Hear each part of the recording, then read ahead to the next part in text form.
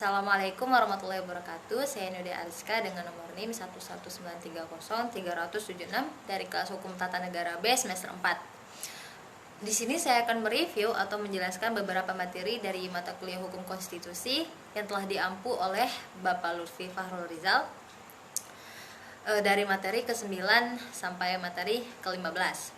Baiklah, materi yang akan saya sampaikan ini yang pertama yaitu tentang faktor-faktor daya ikat konstitusi.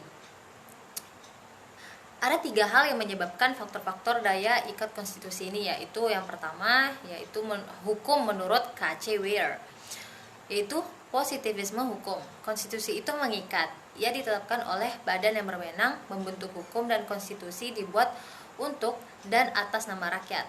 Semakin tinggi tingkat kekuasaan pada hukum, semakin tinggi pula daya ikat konstitusi ini.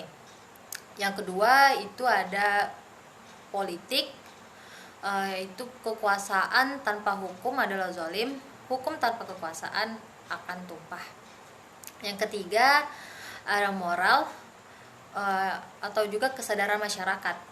Dalam moral ini dikenal juga sanksi, tetapi bersifat tidak lahirlah, melainkan bersifat batinlah, seperti rasa malu dan juga menyesal.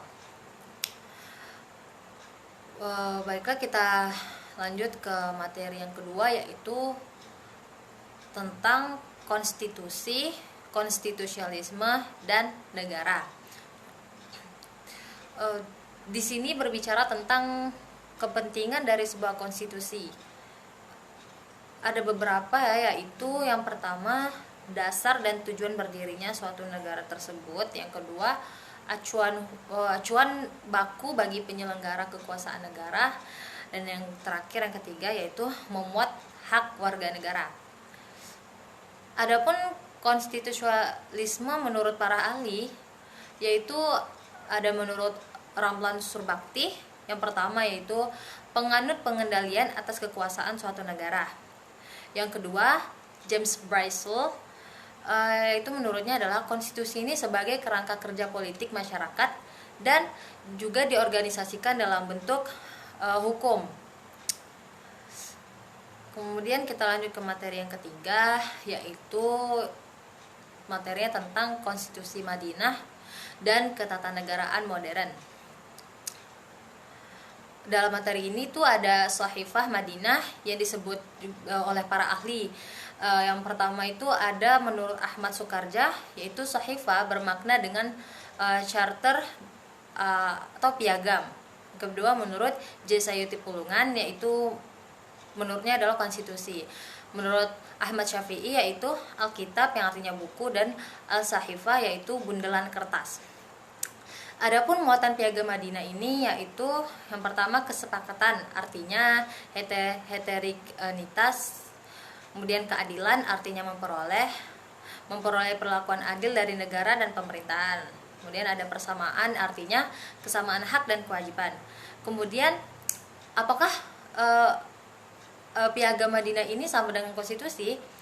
Sebenarnya banyak pendapat para ahli, dan yang berpendapat ada juga yang berpendapat sama, yaitu alasannya karena sudah memenuhi unsur yang isinya adalah mengatur tentang kesepakatan antara warga negara dengan warga negara secara horizontal, dan antara warga negara dengan pemerintahan negara secara vertikal.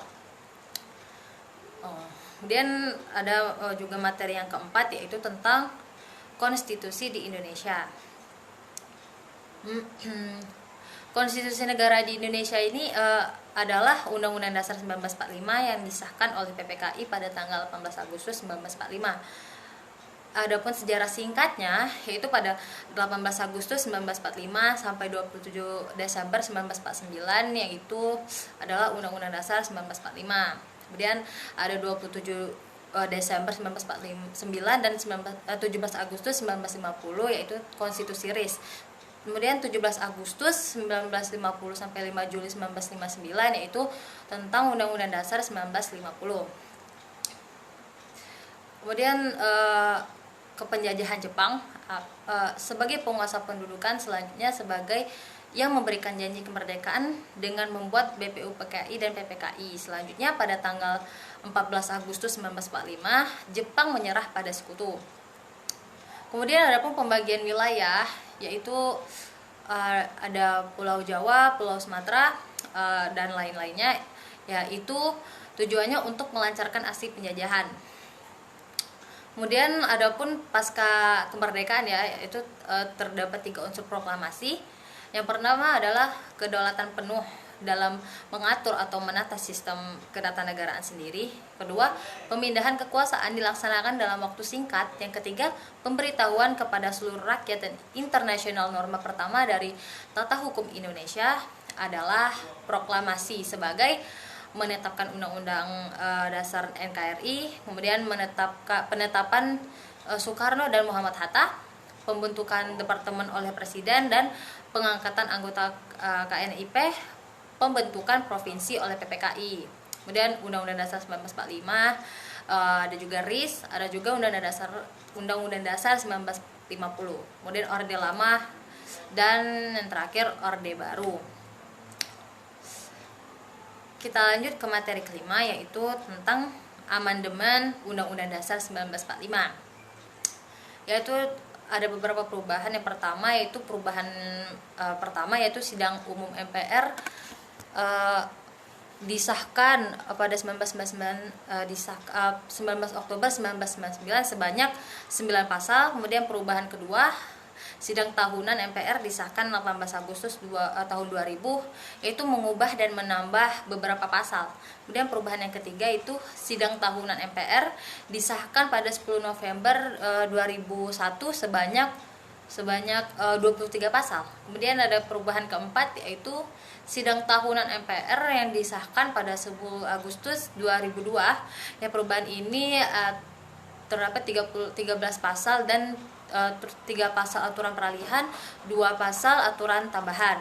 Kemudian adapun materi ke-6 yaitu pengujian konstitusional.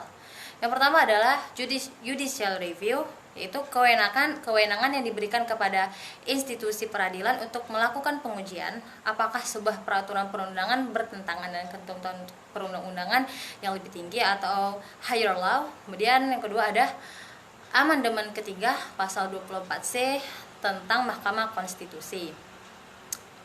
Kemudian ada pun tujuannya yaitu untuk menjamin berfungsinya sistem demokrasi dalam hitungan perimbangan peran atau interplay antara cabang kekuasaan legislatif, eksekutif, dan lembaga peradilan. Kemudian ada melindungi setiap individu warga negara dari penyalahgunaan kekuasaan oleh lembaga negara yang merugikan hak-hak fundamental mereka yang dijamin dalam konstitusi.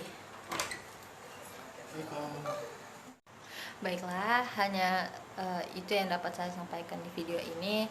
Lebih dan kurangnya saya mohon maaf. Assalamualaikum warahmatullahi wabarakatuh.